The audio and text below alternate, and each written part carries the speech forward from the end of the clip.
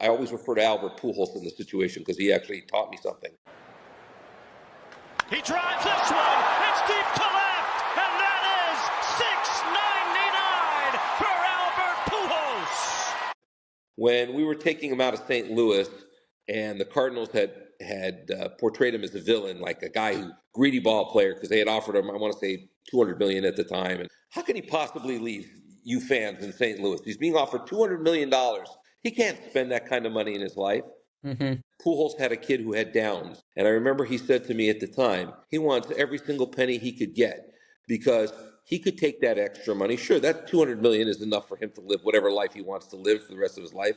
But he could take that extra money, and he was a very charitable person, and give that money to the Downs Foundation. And maybe one day that extra dollar that he had, that he gave, went to some researcher who discovered a cure.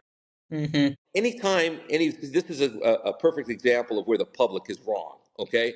The public looks, oh, you greedy ball player. And then all the St. Louis fans, they were hating on Albert. How could you leave? You know, you greedy. Where you're going to go you're going to go to the Angels for $250 million? Is that $50 million extra really going to make a difference in your life? The answer is, yeah, it is going to make a difference. That's $50 more million that he could give to the foundation. So he chooses, right? Which could lead to that cure.